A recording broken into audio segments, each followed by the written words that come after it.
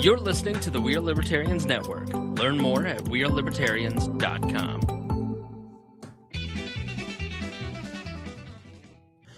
Welcome to the Hog of Liberty podcast. This is episode number 435 of East Central's favorite podcast. Jeremiah Morrill here, joined by executive video producer, audio engineer, the guy who pressed the button to take us live for real this time with the music and everything, Mr. Zach Burcham. Evening. Welcome. Yeah, it's almost Friday. It's been almost 2 weeks since we did a show, so I feel rusty. Yeah, it's just felt like an eternity. And it's a thinner crowd around here, less people than we had before. Mr. Bones called in working. He didn't call in sick. He called in working. If you'd have called in sick, that'd been fine too, because I think that since the last time we had the show, we've broken 75 degrees 3 times and gotten below freezing. Also, I think 3 times maybe. The weather's been wild. It would have been understandable. So today we're continuing the candidate series. We have County Commissioner candidate Steve Duggar is here from the Northern District. We're going to talk with him about his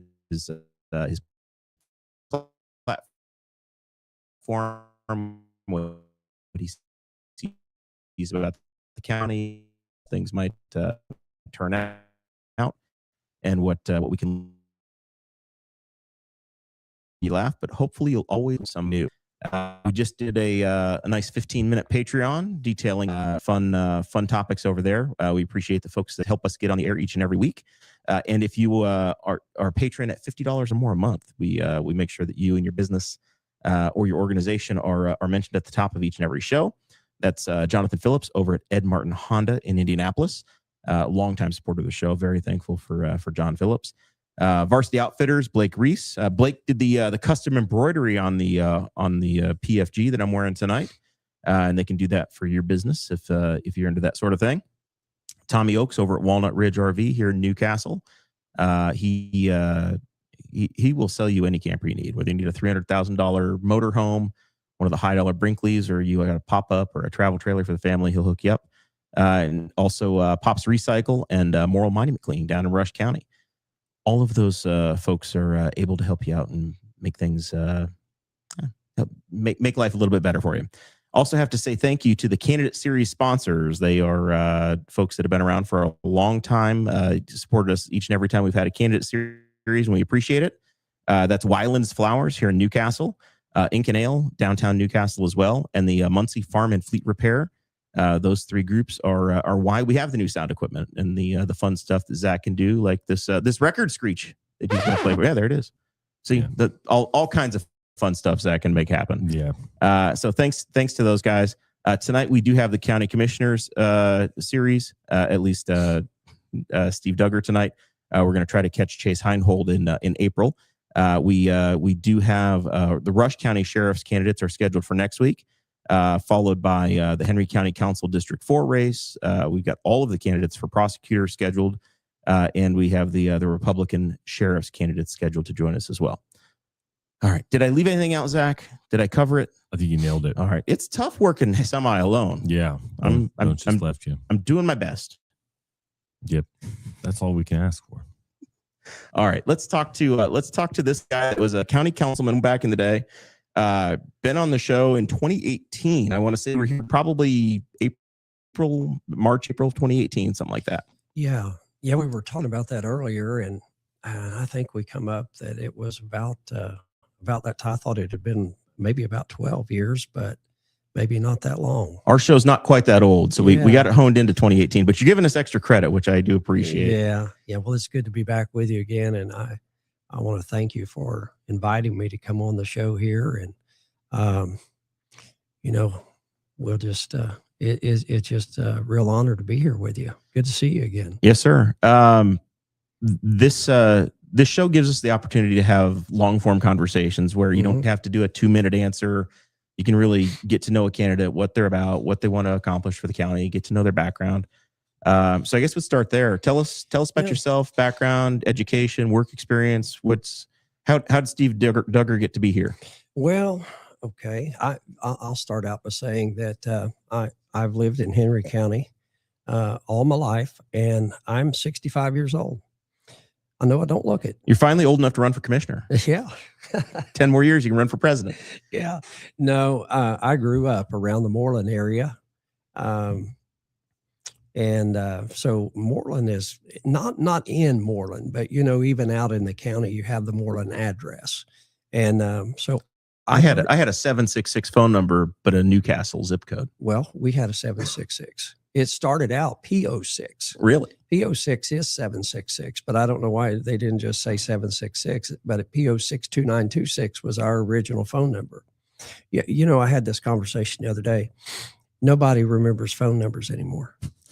Man, I could barely call my wife, but my number was 766-6108. So you can go back to childhood and remember a phone number, but you don't know your brother's phone number.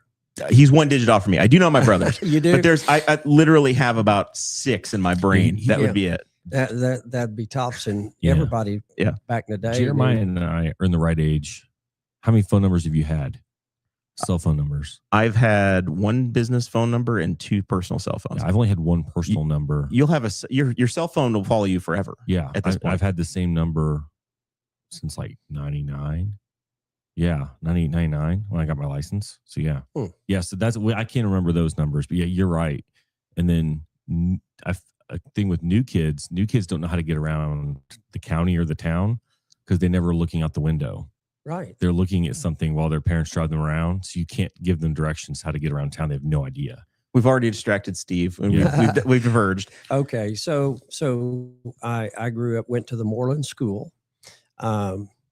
It was a good time. Later on, we went to, when you got to the 7th grade, you went to Blue River Valley. That's where I went to junior and senior high school there. Play football there?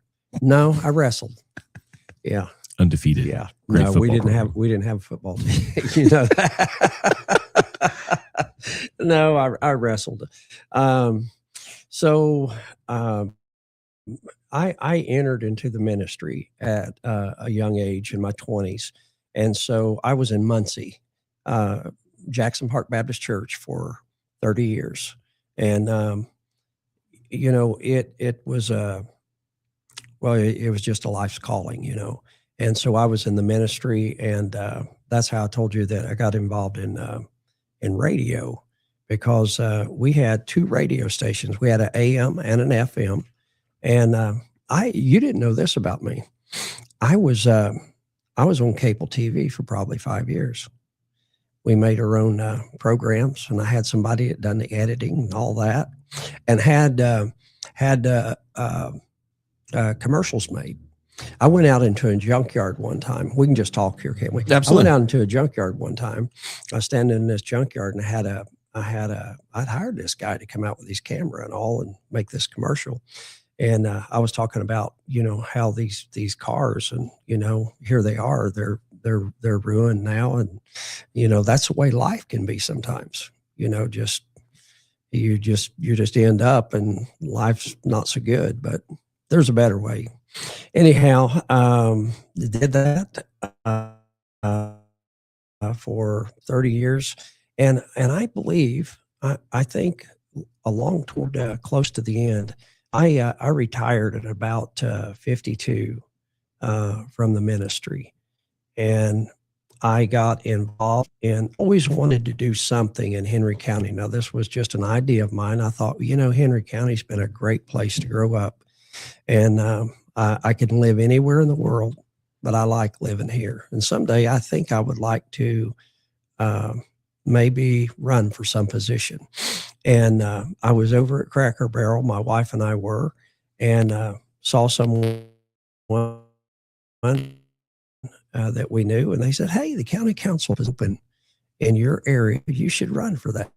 This wasn't the former Middle District Commissioner? No. Because the office hours at the Cracker Barrel, I think. No, it wasn't. You say middle district, yeah. Commissioner? Yeah. Boy, he did. He was there a lot. Yeah, he sure was. And lots of times either going in, we'd see him, or coming out and maybe sit and visit. My wife and him would visit for a little bit. That was his favorite place to eat. But anyway, he said, "You should run." And I thought about it. And I thought, I think I will. And so I ran and I won. And in that election, I won, and then I held the county council seat for 8 years. Now, back prior to that, I got the wild idea to run for school board, and I did run for school board and won. And I served on Shenandoah School Board for 4 years. You didn't know that, did you? I did not know that. Yeah. So you were a county council person 2010 to 2018, and then Shenandoah 4 years before that, or way back before that. I joked with my boys. I said, I'm just going to have to run and get on the school board to get you boys through high school. That's all there is to it. But it was one of those things that it was a real learning experience. But I tell you what, I wouldn't go back and do the school board again. You know, it really wasn't for me. But I really enjoyed the county council, and I've been off now for 8 years. Didn't think that I was ever going to run for anything ever again, and people thought I just dropped off the face of the earth. And I'd see some of the people that in county government every now and then. I said, "Where you been? What are you doing?" And I went to helping my son, Josh. Josh is my oldest son. And he started a business about 16 years ago. Everybody in Henry County has seen his trucks, Doodahs and portable toilets. And I was building a house, and it was going to be our last house that we built, lived in. And so he said, "Dad, I need some help. I need you to help me get caught up." And so finally that day came, and it was funny. I went out there the first day. He said, "Here's what I want to show you first thing. I want to show you." This is a glamorous job that he's giving you. Yeah. I want to show you how to drive this truck. And he only had one truck. He said, "I want to show you how to drive this truck in case I ever need you to go out and pump a tank for me." And I said, "Okay." And well, that was the beginning of it. And so there I was, and it just started growing and growing and growing. And he's gotten really big now. He's huge. Number of trucks. It's not just one truck anymore. Right. Yeah.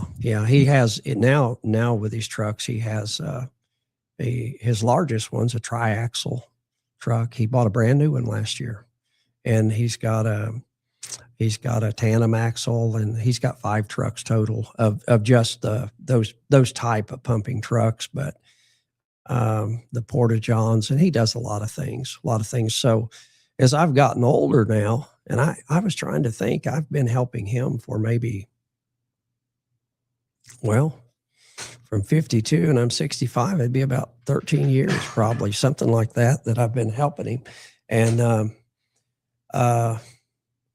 as I've gotten older, I just can't do some of the things that I used to do. So I answer the phone. When people call, I'm the voice. I book everything, take care of. We have a lady that comes in, which Kelly. She does the billing, and she comes in the office one day a week, and we go over the bills that have to be sent things. Josh says I still have to call my dad every day and see what he wants me to do.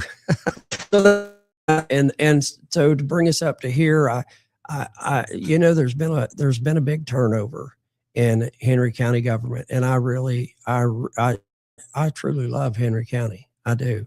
I like this place, and I've got grandchildren now that are going to grow up in Henry County, and maybe someday, who knows, they may be involved in something. But I think this is a great place that we live. When you travel like you've traveled many places, and I still like to come back to here. This is where I want to live. I've said many times that I could live almost anywhere, and I choose to live. So that's kind of my motto. Yeah. And I was foolish to be running office. That was one of the things I would say all the time when I was running myself. So what motivated you? Joe Wiley's retired. I was talking to Joe. Called me one morning on the phone, and he needed something related to business. I think John or something, and we were talking, and he said, "I'm not going to run again." I voted for Joe when I said, man, when I come out of the summit, that thought that triggered your thought thing. And I thought, well, I wonder if that's something I should think about. And I thought about it. And I anyway, come to the conclusion that I think I do want to do this. I want to try it. So the county commissioner job is part-time, but it can also be all-consuming. Right. Is what I understand. There's an office here at the courthouse, and you can put as much time or as little time into the job as you want to. How do you see you as a commissioner? And obviously you were a council person where they met once a month and you had some boards and some things you were on, but this is you're going from the financial side to the executive side of the county government. Right. How much of your time and effort are the people of Henry County going to get if you are a commissioner? I figure that I'm going to, here in Newcastle. I look at the past commissioners and the time that they spent a lot of time in there. They just did. They were on top of things and they spent a lot of time in there. And I know a lot of it can be done that you're going to do either behind your desk or on your phone or whatever. A good majority of that is done that way. But there's, I figure that it'll probably take probably 25, 30 hours a week of my time. Okay. And that's not counting meetings and, other things that'll come in. There'll be things on the weekend and what have you, but I'm signing up for it to know that if I am elected, that it's going to require a good portion of my time.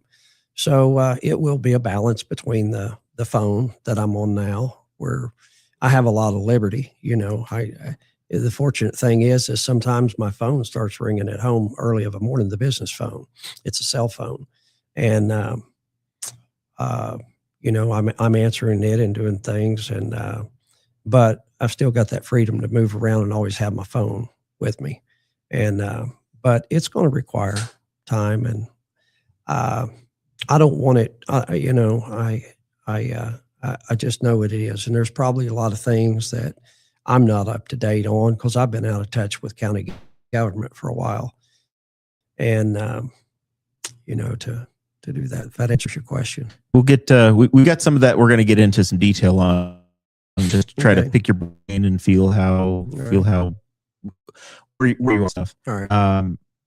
Some hot topic issues that the commissioners have been dealing with here lately. Okay. And I this is a nuanced thing, but it also goes into the conversation of how do you look at county government and the commissioners, and you have ordinance influence. You decide, hey, here's how many chickens you can have. Here's how many animals you can have on a property. You're involved in zoning and all of these different decision-making things. So this last month or two, there's been a neighbor dispute. Somebody owns a swimming pool and they live next door to some folk that have a honeybee operation. Mm-hmm. And the bees are going over to the swimming pool and they're trying to drink out of allegedly they're trying to drink out of this pool. And it's led to a fight where the neighbors have gotten really nasty and they're arguing with each other at county commissioners meetings. And Commissioner Hoon has introduced an ordinance saying, hey, we can do something about this and restrict honeybees. And it sounds like Commissioner Dellinger has taken the approach of, hey, we can't be the arbiter of civil disputes. I'd love to hear your opinion and what if you were a commissioner today, what logic would you have when these kinds of issues come to you, and how do you settle these? How do you square this? Well, you say these kind of issues. Let's just deal with the one, bees. Okay. We got more after this, but that's the one. That's the one for now. Fine. Yep. And here's the thing, and this is what I like about this, Jeremiah, is that you're having me on here, and I'm who I am, and I may not be the person for a lot of people out here, and they get to decide that. But this bee ordinance, I wouldn't touch that with a 10-foot pole. I mean, then they would come up with in California. Then you can have so many bees on your parcel. Many bees and I mean, okay. Yeah, I just, I think it's ridiculous myself. Now, I know the neighbors are not getting along, but if they wasn't fighting over bees, they'd be fighting over a dog or a cat or probably something else, a property line.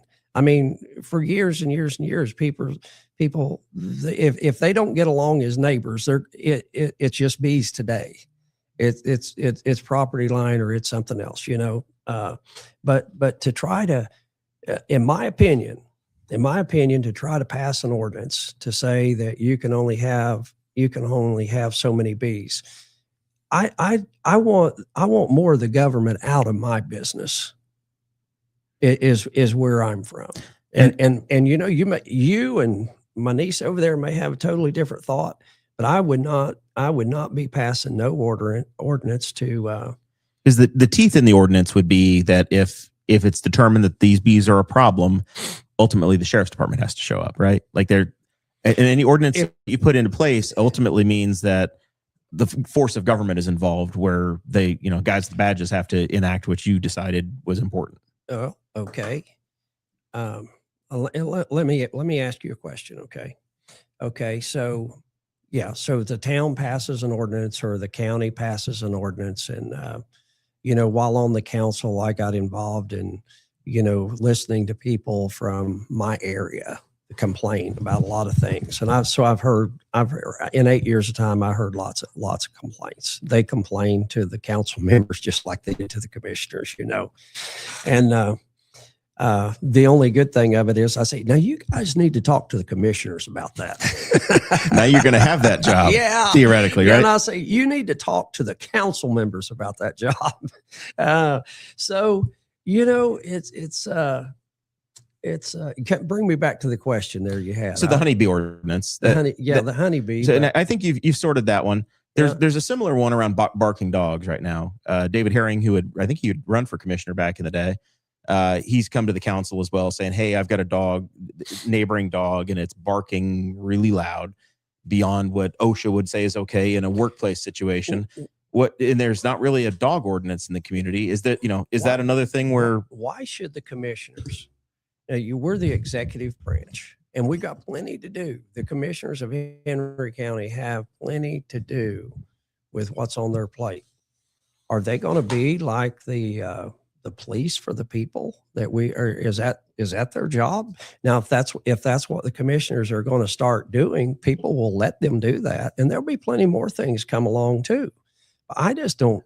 You have the authority under the law, but it's whether or not you want to pass ordinances that actually enact stuff, right? There's a lot of things that you could do that the county traditionally has not. Well, okay, is that where we've gotten to today? Is this where we are in our society? I mean, I told you I'm 65, grew up in the country. And one thing dogs do? They bark. Dogs bark. And I was out at Westwood. We service all the campgrounds in Henry County. And I was out there at the campground, and people were starting to come in for the weekend.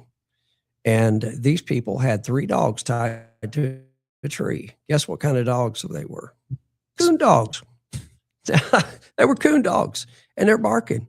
Now, I thought, gee whiz, I'd hate to be camped next to them because they haven't stopped barking. I was working on their lift station out there, and those dogs barked the whole time. Well, if I got into that, I would probably the next weekend go to a different campground. If that's the case, I have a choice. I know as a neighbor, you can either up and move or nobody wants to do that, but dogs bark. And I believe that you should be able to get along with your neighbor in a way of saying, man, your dog's keeping me up at night, or your dog's, doing something that we don't have to bring in police and everybody else to. Parties should be able to work this out amongst themselves as neighbors, not need the commissioners to negotiate it for them. And the commissioners or the police or anybody like that to try to, that's my thought. All right. Let's talk a little higher level. All right. And you experienced some of this when you were on the county council. Mm-hmm. I think the entire county government rolled over land use decisions. We got a full purge of anybody that had a job in county government in 2016, 17, 18, 19, wound up getting wiped out over the wind issue. Windmills, yes. Right. And that was land ordinances, planning commission appointments. We've then gone into a solar conversation where there's a moratorium on solar. And lately we've had two really big issues that came from through the planning commission to the commissioners. They said yes to one, they said no to the other. That was the data center outside of Knightstown. And they said yes to that, but they did say no to a campground just outside of Summit Lake State Park.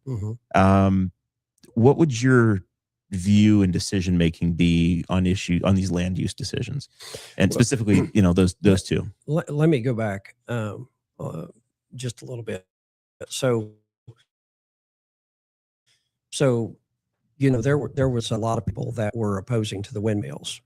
Now here's the thing that people forget and don't bring up.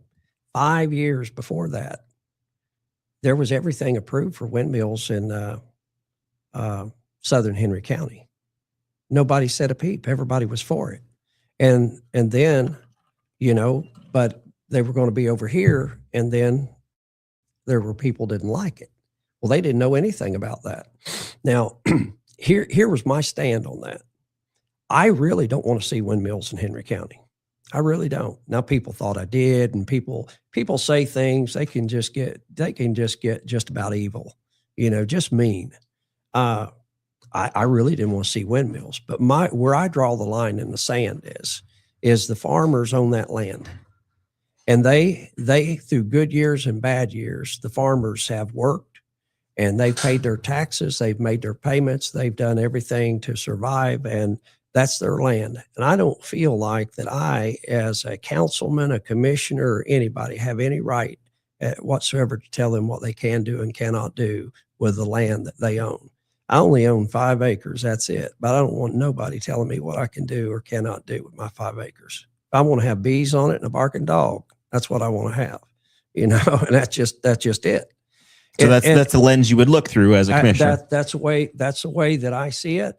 And, there were farmers that wanted that, and that was their income. And I look at it like this, and I told the farmers this. I said, look, you guys sold the land.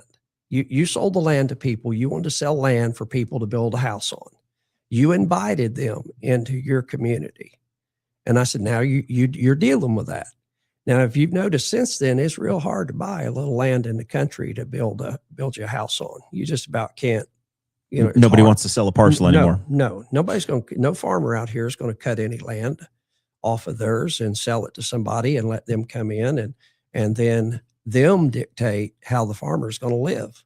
They wised up a little bit, but they did that. And I said, you guys did this and you made a little money on it, but now it's biting you and you don't like it. But as far as drawing the line in the sand, though, my thing is that the farmers pay 70% of the taxes in Henry County. And I can name you the top taxpayers and all that. And if I come to the farmer in the country, or I buy a house that's built, I feel like I'm joining them. They're not joining me. I'm deciding that I want to live in your community. I want to live where you live. If you'll let me, I'd like to live out here and enjoy the fresh air and the sunshine and all the things that come with it. So who am I to go to complaining and bickering and belly aching and crying when I don't like the smell of your manure, or I don't like it because you've got hogs, or I don't like it because you do this? Who was there first? Now that's an old school way of looking at it, but that's my way of looking at it. So now we want to move on to data centers. So that's the wind conversation. That's the wind. We cleared that up. Yep. The problem solved. All right. So what happens when modern technology wants to come in and you've got somebody wanting to build a power plant and a data center on down in Southwest Henry County or anywhere else? Well, here's what I have to say about that. I don't know a lot about it, and people may criticize me because of that, but hey, it's the way people are in Henry County. When they went to put the prison out here, you didn't have people from Knightstown up here. It was the people up here didn't want the prison in. When they wanted to put the asphalt plant in down at 70, it was those people there. You know, all the rest in Henry County could care less. But it affects where you're at. Now, it just happens to be an issue down there by 70 now, and those people are upset over it. But on one hand, everybody's using AI, and AI is going to go forward. This, you know, what we're talking about, the use of these data centers is going to go forth. Now, I believe on both sides, I know very little about it, but I know for a fact on both sides that both sides are not being honest about the issue. They're I done some work up in Muncie at a union hall this year. And I won't say the union hall, but anyway, we got in a conversation, and anyway, they want that to go. And they want the 10 years of construction jobs. They want the 10-year construction job, and they showed me others. And I, you know, whether this is true or not, I don't know, but I have heard, and all it is hearsay, that, you know, that it was going to go in down there, whether people wanted it or didn't want it. I don't know if that's a fact or not. But what they were saying, they didn't know who was going to build it. Well, they know who's going to build it. They've already got people hired to build it, according to the union laborers. And so they're not being forthright with it. And then some of that stuff that comes up. I know it's a big issue about water. Well, I happen to remember that when I was on the council, that down in Knightstown, that they didn't want Springwater Park to operate because of water issue, because their lines and infrastructure are so bad down there, and they're losing so much water. Well, if they had the money to fix all the leaks that they've got in that town, they probably have enough water to supply 3 towns the size of that or more. When the developer joined us on this show last summer, I guess it was, the commitments that they were making were that they were going to repair the water in the town of Knightstown. They were going to pay for the infrastructure costs to bring water and sewer all the way up to the data center site, which meant that corridor on 109 would have that available to them. And they were going to build a power generating station using the natural gas that's on site, so that they're not going to negatively affect the other utility customers that are in Henry County. I want to say this for the people, you know, that's going to watch this program. Now, I like Knightstown. I really do. I love Knightstown. I think it's a great town. But, you know, I have attended a lot of meetings down there, and they fuss and bicker and complain and carry on. But to fix their infrastructure, I mean, they need a buku of money. And some of these, by being in our business, I was having this conversation just yesterday. We were up in Mount Summit. The wastewater or the saving of souls business? The wastewater. I was having this conversation with Jerry. So we have a community up the road that hasn't put back money, and they haven't raised rates. And guess what? See, a pump 20 years ago was $900, and it's $9,000 now. And you know, you got to prepare for that. And for Knightstown someday, well, out in White Estates, you know, that was a lawsuit. They called it a friendly lawsuit between the city and between the county. We sued one another to be able to get that project fixed out there. And the state of Indiana funded it, and we're all a part and in on that. And, you know, but that's what it took. I live there.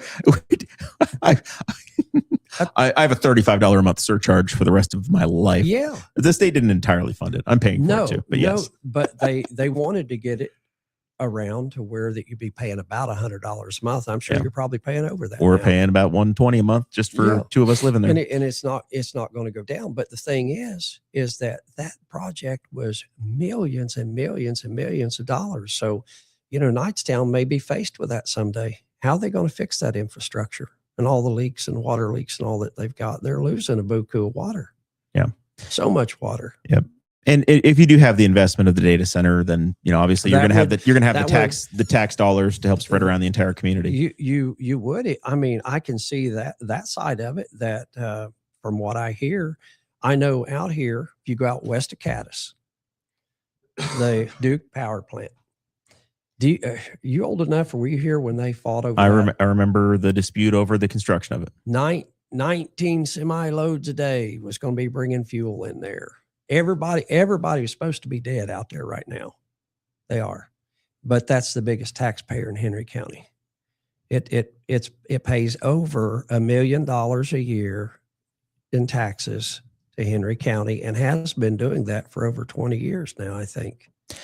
Now, don't hold me to that. I know they're the biggest. Yeah. And I know they've been paying over $1 million when I was on the council a year. And now, what's that bothering anybody out there? And that's essentially the power plant type. That natural gas plant is essentially what you'd see built in this data center parcel, plus the technology buildings. Yeah, but if you drive by there, you just you don't even really notice it. It's you never see maybe one or two cars there, and that's it. And I can't see what the people that were against it are saying about it. How bad it was going to be and everybody's going to die. I think a lot of this gets hyped up and hyped up and hyped up. Again, I've not been involved in that. I know very little about it, but I say this, that it gets exaggerative on both sides. So if you had served as a commissioner at the time, you would likely have leaned yes on voting to approve it. Well, I would have had to have more information, but I can definitely see the pros of it. The cons of it is they're saying that the water and noise pollution and things like that might kill all that guy's honeybees. In my opinion, it's probably in one of being proposed in one of the best places that it could be out there by Interstate 70. But I don't know all the details. Yep. I don't. Other land use conversation, I guess. The other hot button we had wasn't nearly high profile, didn't catch the statewide media, but somebody wanted to develop a campground south of Summit Lake. Yeah, and I know where that's at, but I just saw, and I'm not on social media. Okay, I say I'm not. I joined Facebook a year ago so I could see Marketplace, and that's it. I see Doodah's page that they have, but I seen something the other day where that the commissioners voted it down, and I didn't even know what was proposed. So you'd have to fill me in on that. Why did it get voted down? I think they were concerned about traffic on Messick Road, additional traffic coming in and out. The lack, I think they didn't like the density, the number of campsites that were going to be built. I think they were going to get daily pump outs of sewer because they weren't going to have an actual tie-in to the wastewater system that Summit Lake has. So I think they were going to have to they were all going to have full hookup sites. They're probably going to be calling on you guys to haul material out of there every day, or waste product out of there. Well, it varies. We service Yogi Bear out there. They're our customer. That's a really nice campground. Yogi Bear is, and the folks that run that, really, really good people. When we come from there, we go to out here where they sell the RVs. What's that? Walnut Ridge. Walnut Ridge. That's where Tommy Oaks is. Nice campground. Those people have a waiting list for people, to get in there a lot of times.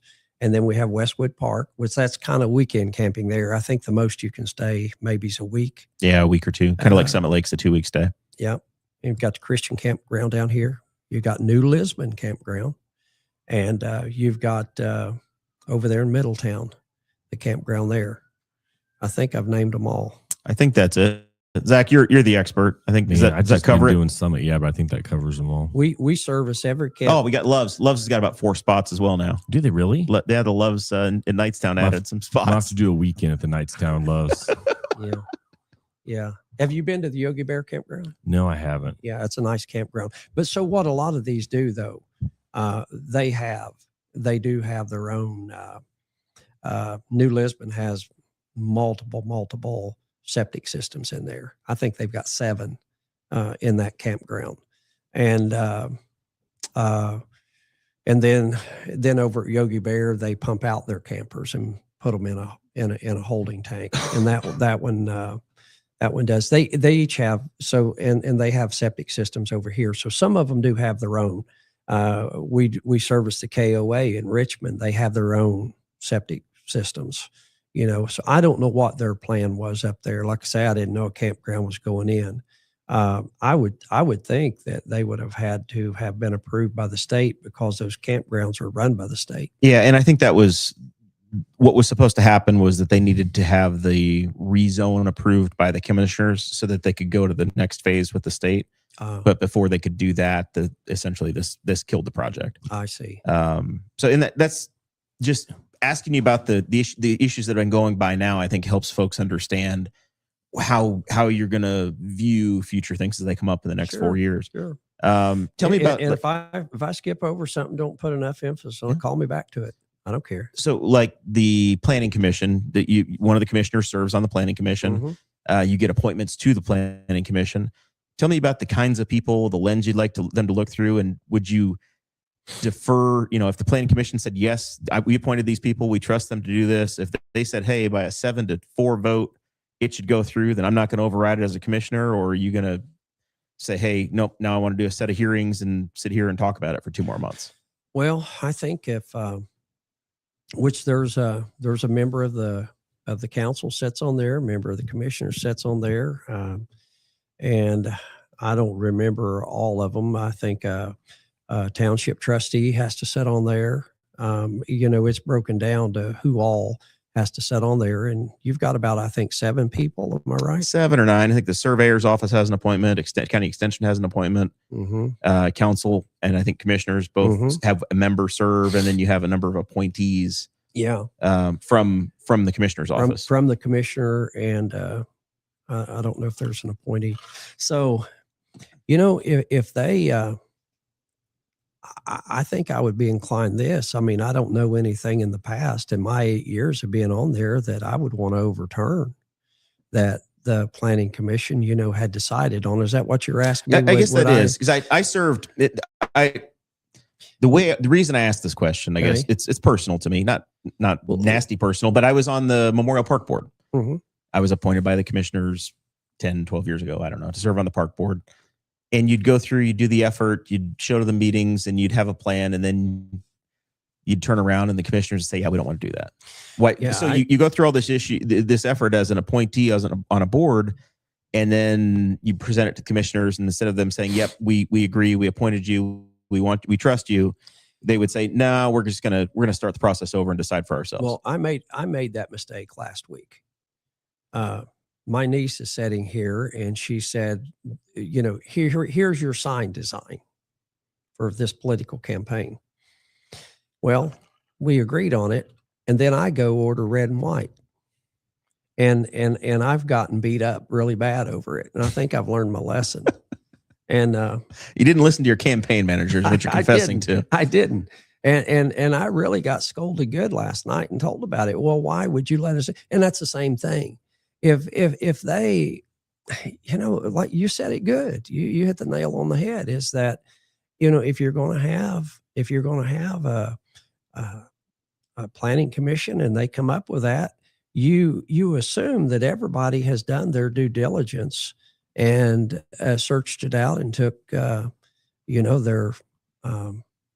job serious and come up with the best decision among that planning commission. And I don't think I'd be wanting to overturn it. I think we're going to live with that. All right. Another issue that's been in the news the last week or two. Okay. The county commissioners were presented with an invoice from the city of Rushville saying, hey, we're trying to do a corridor study to take State Road 3 from I-74 to I-70 up to 4 lanes. So Rushville wants a bypass built, and they want to reduce the truck traffic. A lot of, TS Tech has manufacturing here in Newcastle, and they're going down to Greensburg and Honda. So where they're bringing trucks through every day. And they're just basically saying, we would like Henry County to pay $50,000 towards this study. Other communities have paid as well. We want Henry County to invest in this and pay for a regional study. If you were on the board of commissioners, is that the kind of thing that you want to be involved with and say, hey, we want to, you probably saw some of this stuff happen when you're on the council as well, where you pay for regional partnerships. You're a part of these larger conversations of, hey, what's good for this area, what's good for that area? There were things like that did come up, and not to that amount of money, but there were things that did come up, and you just have to take it on an individual basis. I wouldn't be for that. No, we're not going to give you $50,000 to do the study that you want to do. They can figure it out. If they're going to build the road, they're going to do it. They don't need your money. Yeah, they just want Henry County to chip in and no, we ain't gonna do. I wouldn't do that. All right. Just ain't gonna do it. That brings me to roads. As a commissioner, you're going to have 800 miles of county roads that are going to be your problem, and everybody's going to have your cell phone number and tell you that I got a pothole in County Road 750 East, and it's really important to me. Mm-hmm. I need you to fix it. Do you have any expectations for how you'll handle the roads? Anything that you can do or want to do, saying, hey, yeah, we're going to move some roads back to gravel. Hey, there's roads we don't use, we can close them. I've proposed in all that conversations with the commissioner saying, hey, Summit Lake State Park, it's a whole lot of traffic. We had this campground that got turned over and say, hey, we can't do it. Maybe the state could take over ownership or maintenance of Messick Road for that mile from 36 to the state park. Oh, anything that you've thought about or want to do on the road side? Yeah, that sounds good to talk about it. Well, maybe they would, but we'll still be having that conversation 10 years from now. They're not going to do that. If they would, they take over the road between 103 and 3, where it's been terrible going down there to the prison. I think it was just a standoff between our county and between the state or the prison or somebody there. That's a pretty important road, I think, for our sheriff's deputies there. But I haven't been down it in a long time, but last time I was down, it is bad. It was bad. Very bad. That road wound up being wrapped up in I think the DNR had it. It wasn't even the state had it and the DNR owned it. And then they wanted to give it back to the county, and it was a big match of nobody wanted to take possession or could give it away. You know what? Really, if it meant going down there and patching some of those potholes, our county should have done that. We should have done that. It was just a standoff over that. Maybe not pave the road, but at least make it better. We had to do a lot of work down there at the prison when that line put in, and we had to use that road with our trucks, and it was terrible. Bad. You're trying to move a truck that's weighted down, and the road was closed. That particular road was closed for 15 years. You could get to the bridge to access fishing, and you couldn't go all the way through. Yeah. So there was hardly any traffic on it. So on the roads, I can take you back on this. The state of Indiana offered $1 million to Henry County and other counties back about maybe 10 years ago. They said, we'll give you $1 million for your roads, but here's what you're going to have to do. You're going to have to come up with $1 million. We'll match it. You come up with $1 million, we'll match it. This is community crossings money? I don't know if it was listed under that or what it was. It don't know the name of it, but here's what we did. So, our wheel tax was lower than anybody. So we adjusted the wheel tax where we could come up with that $1 million, and it didn't kill everybody. It really didn't. And it was based on the weight and what you drove. Cars and motorcycles paid a little bit more. Cars paid just a little bit more. Heavier trailers paid more. And I was part of that vote, and I voted for it. And so that would put $2 million a year into Henry County roads, money used for that. Now, I've been told that we didn't get the money last year, and I don't know why that we didn't get it, but we have been getting it. And anybody could notice that our roads have been improving, but they were bad for so long. Everybody knew that it's going to take a long time to start catching up. I'm not for turning pavement into gravel. I think we should be advancing instead of going back to the Stone Age, really. But our winters are rough and they're hard on our roads, but if we can keep that $2 million each year, and that's what it's designated for. That's not to run the highway department, that's for road money, road use. And I'd like to see if that money is still being used. If we're not getting the million, we still have $1 million a year, and $1 million doesn't go far when you're buying asphalt. But especially when the asphalt plant's in Delaware County. Yeah. Yeah. So that is, that was, something the state of Indiana could do, and it definitely didn't hurt them, but it helped Henry County. And I would hope that we could go to getting that money again, and it being put into our roads. Want to remind everybody, we are sponsored, the candidate series, by Wyland's Flowers, Ink and Ale, and Muncie Farm and Fleet Repair. So please support those businesses. Reach out to them, say thank you for being a part of this, and go buy your wife some flowers. She'll be happy about it. All right. So next section of conversation is around our county park and some assets that are inside of it, or adjacent to it. Okay. There's a detention center that was a juvenile detention center that's on county land, that's mothballed right now. There was some talk amongst the commissioners last fall, and I think judges and prosecutors' office were hoping to bring that facility back to life.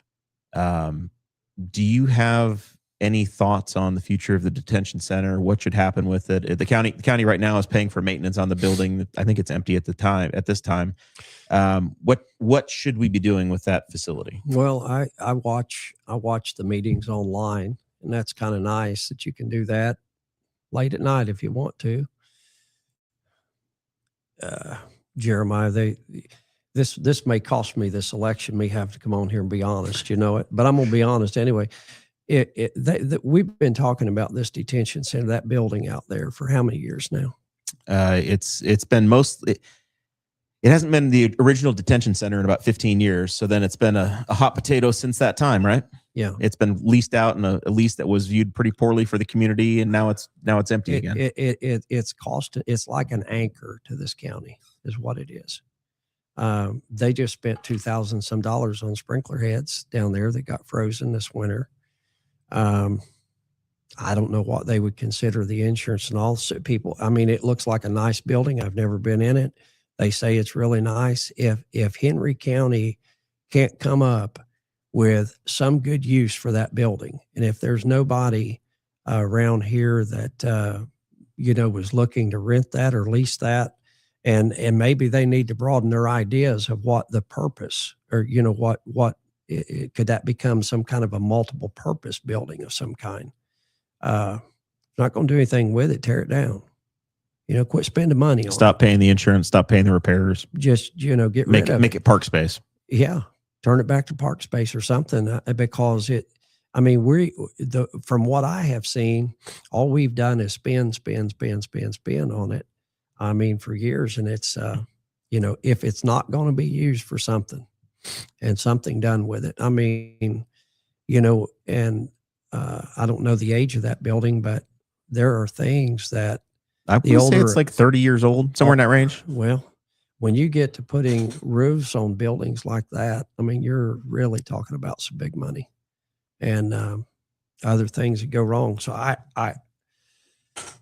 haven't given a lot of thought to that building, but if it wasn't going to be, if we can't turn it into some kind of purpose, a building that can generate some income or do something for the county, I think something like that, you'd just be better off to get rid of. Tell me about Memorial Park in general. What's your vision for it? There's been, a portion of it the commissioners leased out to the Henry County Expo Center. That project has been very, it's been a long and winding road to get to the point where they are now. They've got some, it looks to be some very good momentum about getting utilities in place, getting that project, at least the first phase of the building, across the finish line. What's your vision if you're coming on as a commissioner, potentially reworking that lease with them?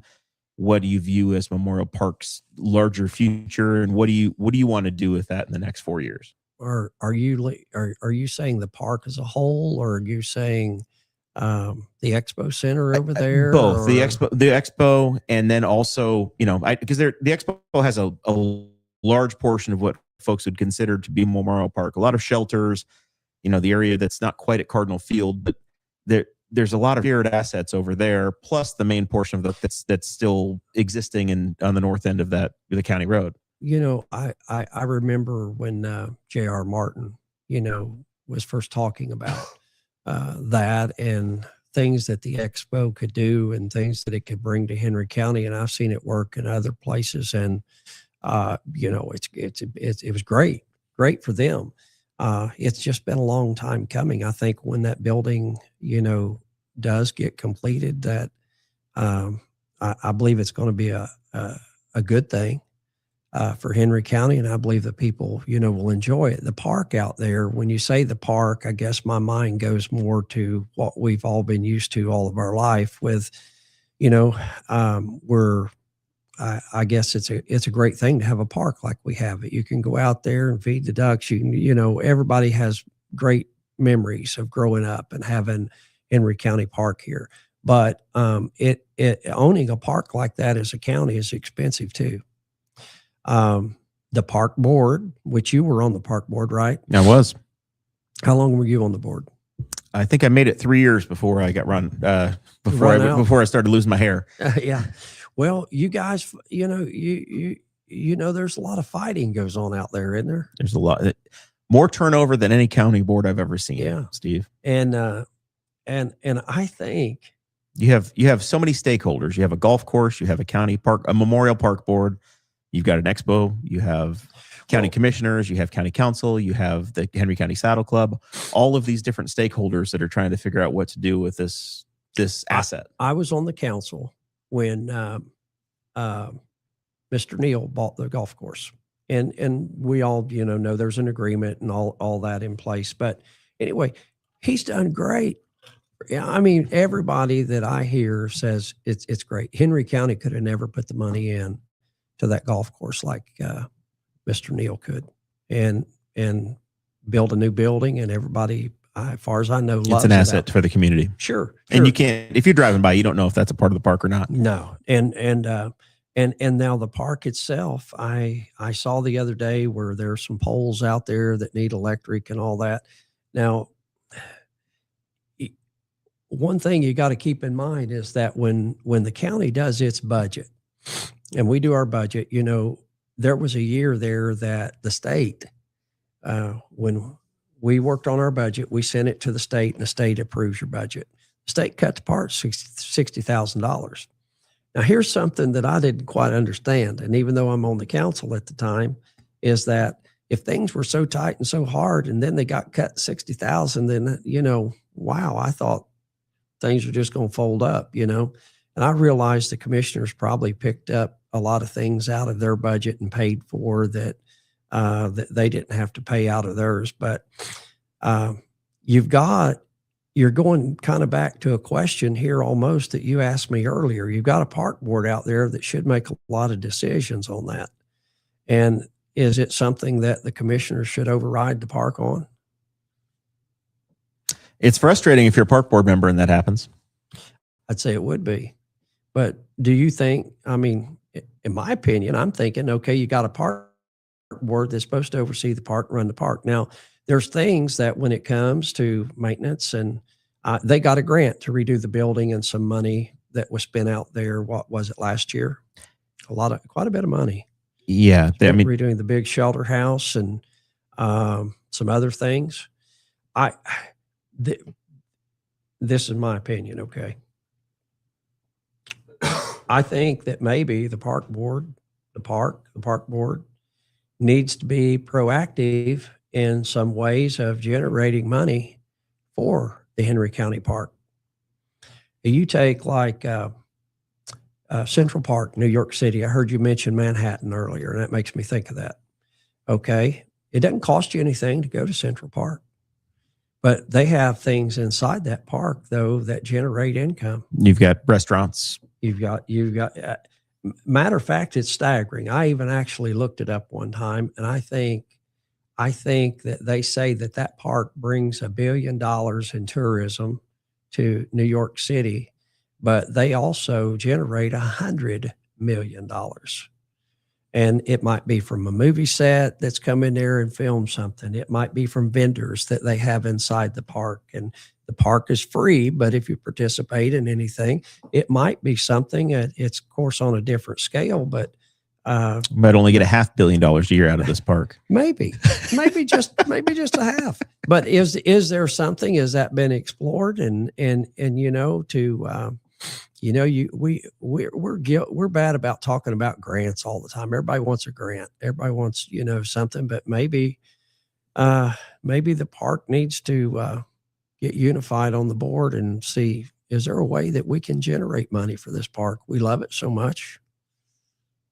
I think about, obviously Memorial Park is an existing war memorial park, right? You got all of these different assets that are out there. But I also know that I've been to the mall in Washington, D.C., and there are T-shirt vendors along the mall that are probably paying a fee to have their cart out there as well, right?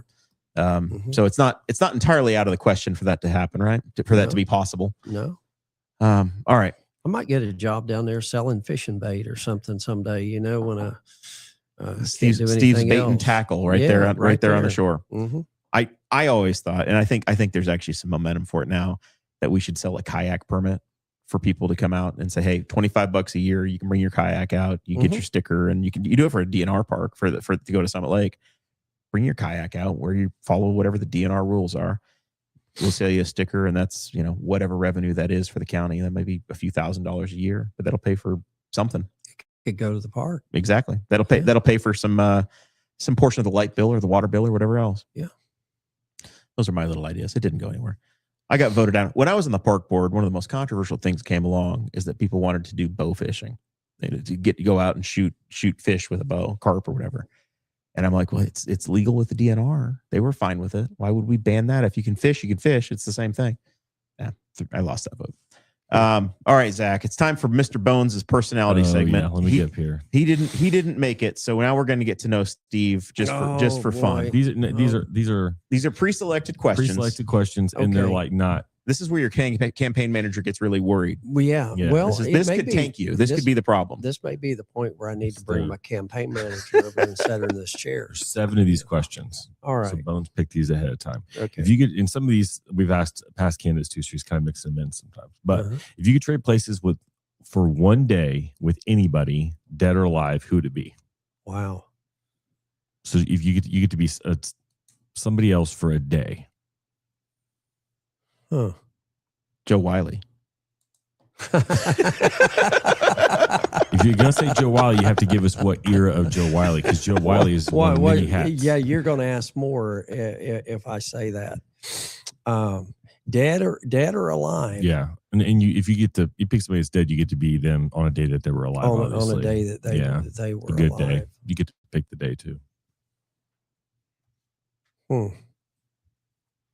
How long do you have to think about something like this? I mean, if you were properly prepared, this question did come up a couple weeks ago on the show. If your campaign manager was doing all the research, we would already know. Yeah. We'd know that this had come up. Yeah. Let's go. Can we go to the next question and come back to this one? Okay. Pass. Yeah. All right. That one. Okay. This might get harder. Yeah. It doesn't seem too bad. Money, no object, dream vacation. Where would you go? Well, it's I would probably go back to a place that I've been before. I have been to Hawaii several times, and I would go back there. Okay, last meal. Anything you want? What would it be? This is for your last meal, not the one you had. Not what was lunch today. Yeah. This causes confusion. So you like your death row last meal? My death row last meal, I would have. This you guys are not going to believe. I would have liver and onions, mashed potatoes, and I would have green peas, and I would have the bread that that rises and then you bake it. That kind. My wife makes that you bake it in the oven after it's yeast bread or whatever. That I would probably have cobbler and ice cream. Maybe black raspberry cobbler and vanilla ice cream. And then I would want also a cornbread muffin and some corn that is like raised in a garden. That'd probably be my last meal. So we're going to have to do this in August to have to time the corn correctly, Mm-hmm. right around the time of the state Well, fair. well, the people in Tennessee, they freeze it. It tastes just as good. You know, they do that freezer corn. Yep. They cut off the cob and they do that. And they capture the freshness of it. Oh, yes. He was prepared for that question, Zach. Yeah. Okay. So you just won the lottery. What is one thing that you buy yourself that's not for anybody else? You buy it for just yourself. Your one like selfish purchase. If I won the lottery, I'd buy a new pickup. Very Midwest. So would I. This is a dangerous one. Childhood celebrity crush. Oh, wow. This is kind of embarrassing. You know, I always thought back then, okay, I thought Brooke Shields was about the prettiest thing around. She just done Blue Lagoon, probably, right? Yeah. The Blue Lagoon movie? Yeah. Probably. Yeah, she was a pretty child actor. And okay, dream job if having the skills and what you're going to make aren't an issue. I would probably get me one of those vendor stands down at Memorial Park and sell fish bait. I had a friend that was a band director, and he 4th of July he went out and they they found a 220 line somewhere in that park, and they sold elephant ears, deep fried, hooked a deep fryer up and made sold elephant ears. You know, I met a guy one time that sold flowers. He would have them come in every day on the plane, and he sold flowers, and he was highly educated. And he told me, he said, someday I've got to quit doing this. But he said, I'm making so much money at it. He said, it's unbelievable. And he said, I have nothing in these flowers. And he said, I'm selling them for this, and I'm making, this was back 20 years ago, and he was making so much money selling flowers. Just printing money with flowers. He was. Okay. He was hand over fist. I would, if I could have the dream job, right? That was a question. Yep, dream job. I'll quit cutting up. I would, I think that I would do something like maybe captain a boat or something. Do something like that, or fly a plane. One of those two, you know. Okay. Next to last one, because we got to go back to the first one. This is the last one, but you still have to answer the one about trading places. Okay. They make a movie about you. Who plays you? What actor? Who would play me? They made a movie about me. You get to pick the actor that plays you. Who is it? Yeah, it'd probably have to be Brad Pitt. Good choices. Okay, now trading places. Anybody, dead or alive? Who is it? Oh gosh, there's been. I would choose one of the old famous preachers. It would probably be Charles Spurgeon. All right. Choice. That's not one that was on my radar. That's Bones' contribution. There we go. All right. You made it. All right. Congratulations. All right. Final thoughts are up next. Zach, you got anything to promote? Anything we forgot? Anything you wanted to ask of the commissioner candidate? No, not off the top of my head. I tend to agree. Like a lot of the communities seem to complain about a lot of things. I do wonder, like with the bee thing and the campground thing and some of that stuff. And you mentioned the story about the dogs campground. Jeremiah and I can't. I'd be irate if I showed up. If my neighbor had coon dogs that were going to bark all weekend. Yeah, they really had 3 there. So in that case, I'd wonder, like, as a community, if we could just, as a society, be one, not complain about small things, but 2, don't be that guy that's counting on people being nice and being rude, because their campgrounds have gotten a little weird with people with lights and stuff. But man, yeah, I think in that case that the Westwood Park people would be like, "Yo, don't bring your dogs next time." Yeah, you're gonna have to do something. But no, I think the weather's nice today. It's gonna storm. It's gonna be cold tomorrow. But we got Broad Street Cruise coming up, and April is next week. March flew by. January is the longest month of our lives, and February and March have flown by. I was driving to the studio at 6:15, 6:30, and I thought, man, it is still bright, broad daylight. It's spectacular. That's because they jerked our clock around. It's spectacular. It's like summertime already. Steve, is there anything else we forgot? I guess if folks want to contact you, get a yard sign. You said you got some yard signs coming in, volunteers for the campaign, any of that stuff? They were supposed to be in tonight, and I'm sure they're there at the house by the time I get home. I don't put out signs in March. It's too windy. Blow away. People's done it before and figured that out, And I think some candidates learned that this week. Oh yeah, you can tell who's been down this road before, and it's just too rough. I'm gonna get some signs out this weekend. I appreciate anybody that would consider, voting for me. I appreciate those that don't want to vote for me. We live in a good community. The Lord's been good to us here, and you look around and you see disasters and things all across this nation, and it just seems like at times that I feel like that God's hand is upon this county. There's good people that live here, and we don't face a lot of things that a lot of people face, and we've still got some down home roots. And I'm like you, Jeremiah. I love Henry County. I could live anywhere else, but I choose to live here. It's a choice for me, and I'm not running for office because I think I'm somebody. I like to think I'm a humble person, but I just if the citizens of Henry County decide to elect me, I'll serve them and the best ability I can for the next 4 years. I appreciate you having me. Very good. Well, we're thankful to have you join us and we spent an hour and 15 minutes chatting today. Oh, it's easy. I'm glad folks are running and we have races and you never want to look at it and go, well, I'm running against this person. I'm thankful we have candidates that are willing to put their name on the ballot. Mm-hmm. And we usually end up becoming friends when it's over. And if you've gone to the effort of running for office and being involved and saying, I'm willing to serve and do this, that means that you are willing to be a part of the conversation for the community and you're a leader in the community. Mm-hmm. And I don't know how this is going to work out, if it's going to be you or Mr. Heinhold that's going to be the county commissioner, or if there's going to be a Democrat or Libertarian that comes out of the left field but hasn't filed yet.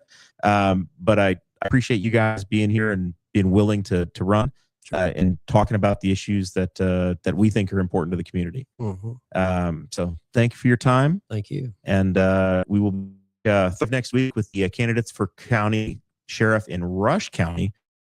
All Republicans in Henry County are having a meeting without us. They counter-programmed Thursday on us. They do that. It happens sometimes. It'll be okay. But I think that's the only real conflicted date we have between now and the primary. So we're going to have weekly content. We appreciate the support of the sponsors that helped us get on the air: Wild's Flowers, Incanale, and the Muncie Farm and Fleet Repair shop. With that, we will see you next Thursday.